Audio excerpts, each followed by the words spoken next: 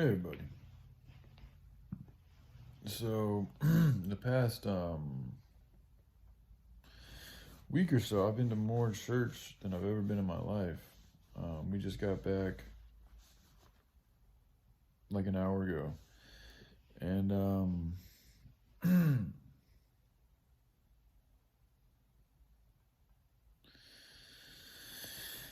oh, it's just interesting. Uh,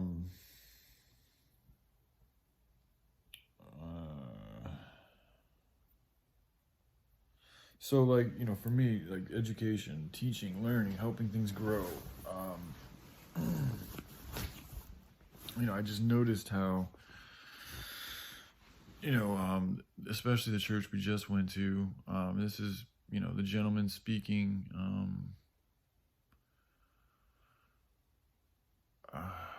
He had some good things to say. He had a good testimony.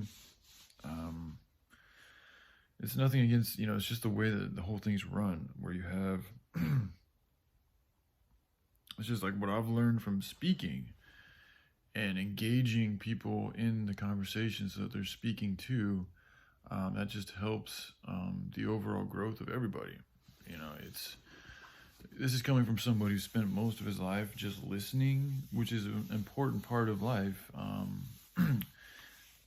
But speaking is also extremely important. And it's easy to sit back and just listen to people and nod your head and go along with things. But I think a lot of times we can get just caught up in the moment and just go along with something because it feels good, rather than actually, like relating to it, like in the position that you're in. Getting into the intricacies of what's going on with you and your walk, and just hearing from everybody else in the crowd or in the church or wherever it may be. This is something that I'd like to see more of, a type of organization or a church, if you want to call it that, this is one of the reasons why I do like AA meetings, because they do, not all of them, but there's certain ones where they open the floor up and anybody who wants to talk on their experiences can talk on their experiences. And everybody, even though they kind of still have like a whole, like they still have their own rules and shit like that, which, like specific rules, like they have like a certain way they greet everybody. And, I don't know if that feels right. I'd rather people just, if they feel like saying hi to somebody, say hi to somebody and do it in your own way that's genuine to you. And that genuinity is what I want to help bring back. And it's not that, Jesus Christ isn't, the word, but, and I love Dustin, but he's very, he's kind of in a very self-righteous, like, it's all about what's in the book. And, and it's like, for me, I don't know, I don't totally agree with that. Not that I don't disagree with what he says, but his approach to spreading the message can be very kind of like singular in some ways. And I think when you do things like that, you're taking away from, like, Jesus wanted us to be like him and to follow his example, but not to be exactly like him.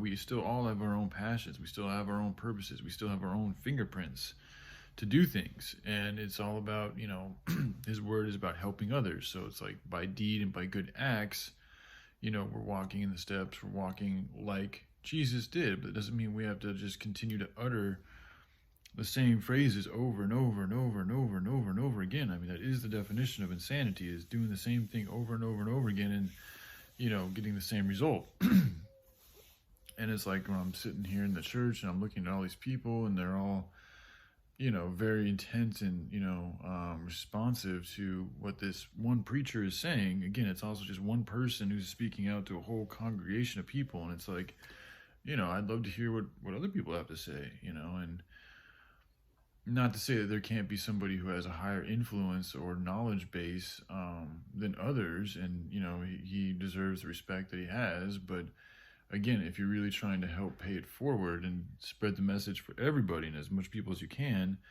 I think it's good to encourage people. And they did, they did have, they opened the stand up at the end and Dustin actually walked up and said a few words.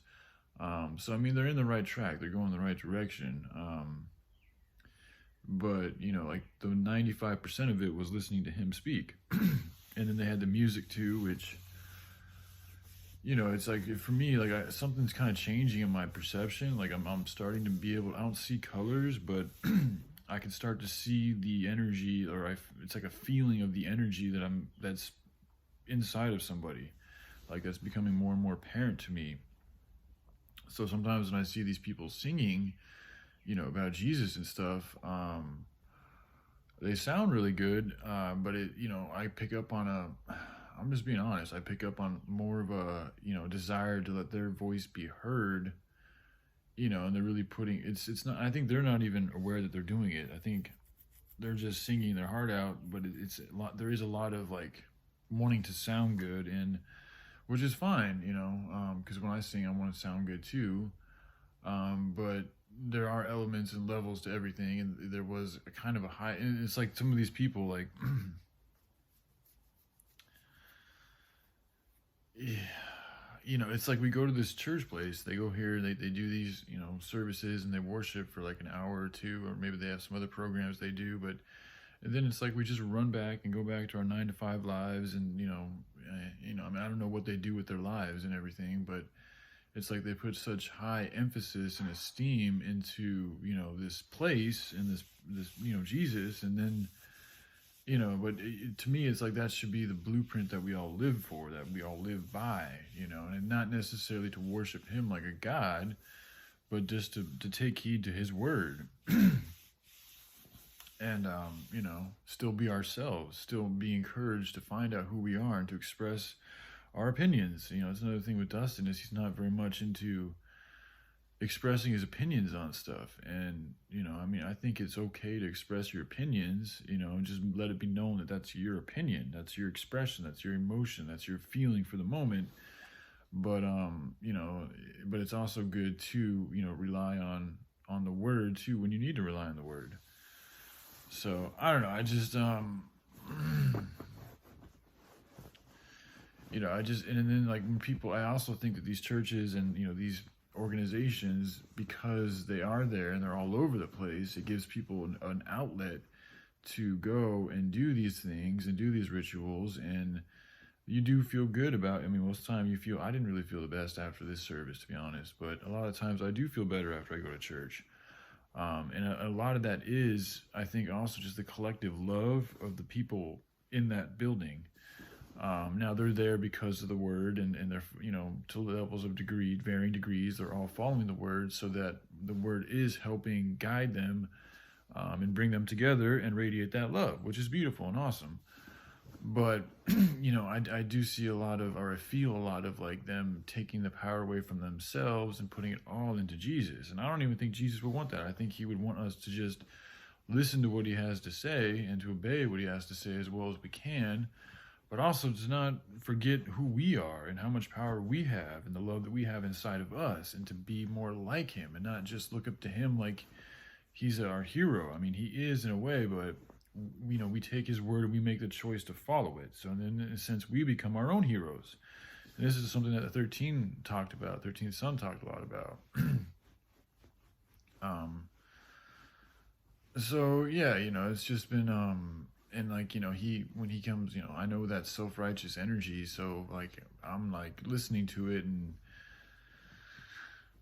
part of me wants to engage because I feel like he's wrong about some things, but part of me is also like, I really don't feel like getting into, that type of a conflict, and, what I have to work on. And he doesn't have like his whole project is just to spread the word. So he's very passionate about this subject. Like that's what he's devoted his life to. So like for him, it's a different ball game than it is for me, like where I'm not even trying to like, really sway anybody's opinion so much as just like, when I hear something that doesn't sound right in my ears, I feel I have a duty to say something. But there's a time and place, and you can pick and choose your battles, if you want to call it that. But me, because I have this project that to me I've focused and really sharpened to meet the word of Jesus Christ as well as I can. I'm able to funnel my passion into that, and it's something that I just do with myself and a piece of paper, and I share it online and this and that. So I don't necessarily need to really, push forth it to others the same way that others do, because that's like his whole thing, is wanting to spread the good news. And another thing about that too is like this, these words have been around for a very, very, very long time. So, and the words are telling us to do things, to be active, to have, faith, and faith without works is dead. So, it's speaking about it is great and all, but it's only a part of what I think we should be doing as followers of Jesus Christ. The action part is something that I think, like, when I say action, I mean like really to try to, it's like we have this word, we have this Bible, we have this movement, we have these people that are all essentially kind of believing the same thing, but they live in a society that's completely backwards from it, and they go along with these things, and then a lot of them just want to sit and wait for like the rapture or to be saved, and like, it's like, well, what about the good works and duties that's said in the book? What about really helping to feed the needy? What about really developing infrastructure that could help fucking, harbor and secure and keep children and other victims of sex trafficking and just fucking all sorts of abuse safe? Like, I just don't know why there isn't more. Well, I do know why, but it's like, I think and feel like there needs to be more righteous activity in that type of a manner. As we see other things escalate, I think it's our good duty for ourselves to escalate our commitment to this cause, and to also know who it is we pay our taxes to, who it is, what our jobs are actually perpetuating, where we're paying our energy to, and also just the whole concept of human relation and communication, and how, when you sit there and you listen to one person speak, all the time, and you yourself aren't able to engage, there is an element of separation. There is a lesser degree of interaction than if we were all there speaking and sharing with where we are, and we had that open space to feel like we could say whatever we want, even if it's something that you may not go against the word or something. You should be allowed to express it and let it be known, and allow others to speak on it, and maybe they can help you out, or maybe you'll find out that it isn't the right place for you. But, I think kind of a part of the turnoff for me is just to listen to this one person, say all these things, and us all just kind of watching him. Like, it almost feels kind of like a trance-like zombie state. Like, I'm not saying they don't agree with it or believe in it in a lot of ways, but I almost feel like a lot of these people just go there because they've been told it's the right thing to do, and they don't really have any other good alternatives, so they just go along with the program, and they just nod their heads and they say, yeah, and I'm not saying they don't believe in it or anything. I just don't think that. I think there's a better alternative we can offer the people. And it starts with the way that we live our lives, and the way we interact with each other, and the things that come out of our mouth, and how truthful we are with them. If we do have doubts, we do have fear. It's like, and that's another thing too. Like, I'm listening to these people talk, and they're talking about how much they love Jesus, and it's like, if you really love Jesus like that much, like, just being real, like, nobody here would be having more than they really need. They'd be living in sackcloth, preaching the word and doing whatever they can to help people out in the streets. You wouldn't be working these normal jobs. You wouldn't be having anything more than you need. You wouldn't be driving fancy cars. That's just how I feel. And, you wouldn't be eating too much, and a number of these gentlemen have large bellies, so it's like, clearly there's still something else that you're desiring besides Jesus, and that's fine. But when I hear people speak like that's, they have this profound love, and it surpasses everything else, and then I'm looking at them like, well, hold on a second, if that's really true, then why do you have these other attachments with you?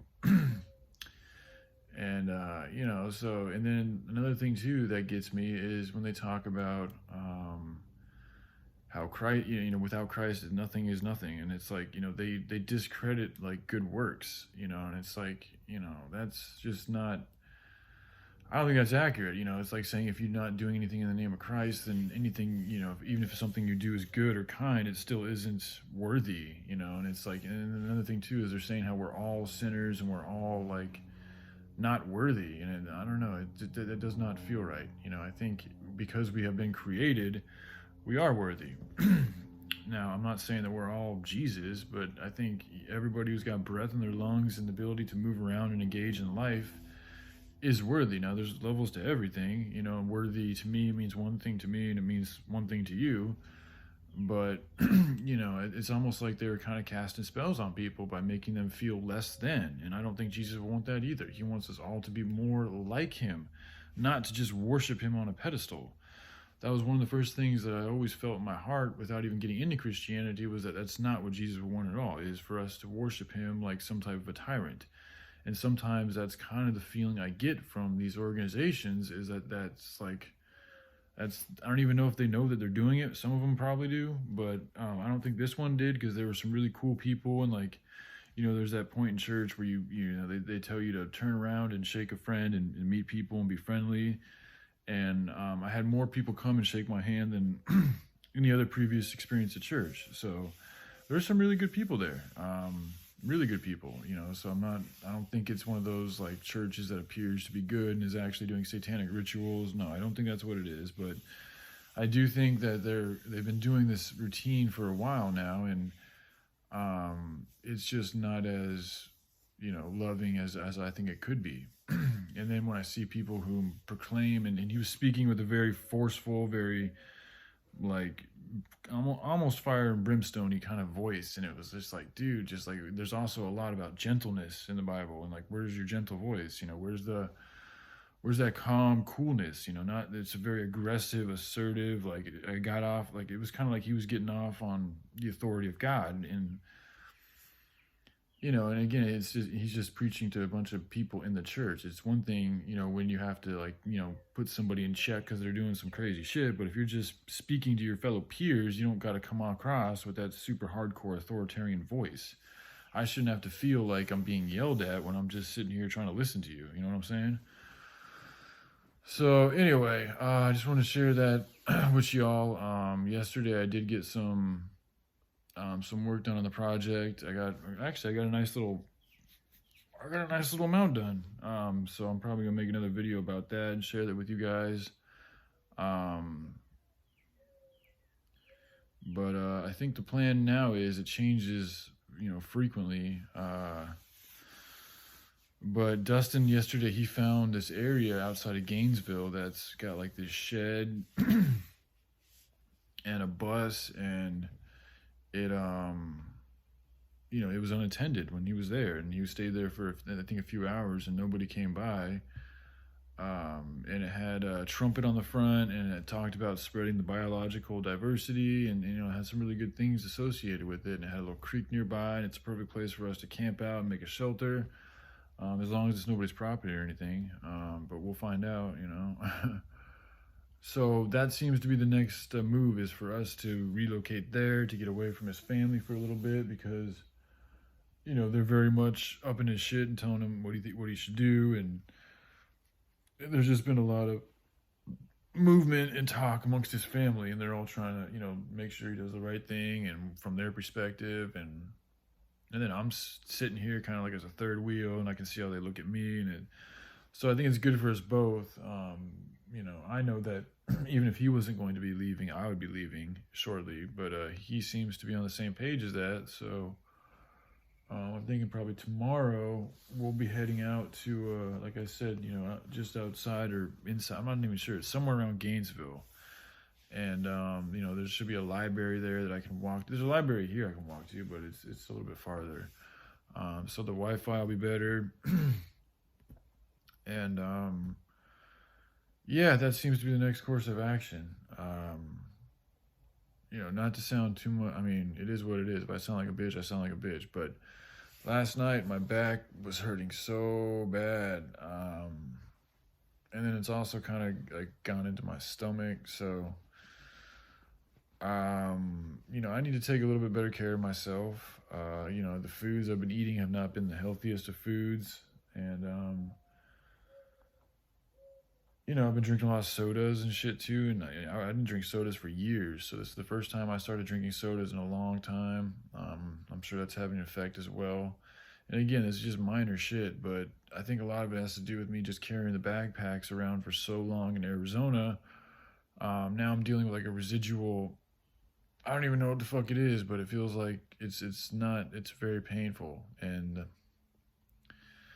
to the point where I'm almost considering, I was almost considering, you know, going back to Oregon, because like I just don't, my body feels like it's starting to break down, and I'm not even getting fucked up or anything. So you know, it's not because of that. It's because just too much wear and tear. You know, then I have other people trying to tell me I need to work and this and that, and it's like, man, I don't even feel like trying to tell you guys what I've been doing with my body, and there isn't a lot of, you know, there's a lot of empathy here. Like, you know, when people are sick, and you know, and even Dustin yesterday. I mean, I love him, and he's new in his walk, and he's gone through a lot of shit, so I get it. But you know, I was outside for like 10 hours yesterday while he went to town to go to an AA meeting and church meeting, you know, and I'm not allowed to stay here on the property of his grandparents' house while he's not here, so I had to just be outside. And it's like, I don't know, from a friend perspective, like, you know, I mean, I don't mind him going to one of those meetings, but that he had to stay for the second one, you know, I don't know, it seemed a little much. And then he also talks a lot about how, you know, the Lord, the passage in the Bible about, you know, you shall not want. You know, and it's like, well, if you guys really don't want for things, then, you know, you shouldn't even want to go to an AA meeting. Like, you should be good, especially if you go into that AA meeting, put somebody else in a uncomfortable situation. You know, and yesterday I didn't have my phone charger. I didn't bring there's a few things that I didn't have my notebook to work on the project, so I had to buy food, I had to buy caffeine, I had to buy a notebook, I had to buy pens, all this extra shit I had to purchase because I didn't know that we were going to be gone and I wouldn't be able to come back. So there's just been a lot of miscommunication and changing of plans that have gone down. And it is, and then on top of that, yeah, he just didn't even really, you know, ask about like what I did. You know, I was just like wandering. I mean, you know, I know how to get by because I've spent so much time on my own and shit, but you know, I don't know. It's just, sometimes he's a very warm and loving dude, one of the most warm and loving dudes I've ever met. But there are other times it's like there's certain areas he doesn't know how to be warm and loving in. Like maybe that's what it is. Just like certain areas he just hasn't had the experience or whatever. I don't know what, but it's probably that. But for whatever reason, those other areas he's not as well versed in communicating and expressing and just engaging in. So, you know, it's something I can help him out with, but it's also something I need to be more, you know, firm about discussing with him, because it is something that I feel in my heart. And even his grandfather was irritated with him last night. So yeah, there's that going on. And there are, you know, I'm just going to be honest, joy has been on my mind a lot. So I'm probably going to make another video and just express where I'm at in my head with all that, because it continues to pop in my head, and I see things that there's just stuff I got to talk about. There's just things that need to be released and expressed, and I'm tired of repressing them. So, you know, I'm going to make another video about that probably today. Maybe, you know, I'd like to do a live stream with Dustin and shit, but I don't know. We'll see what happens. All right. I love you guys. Y'all take care. Bye.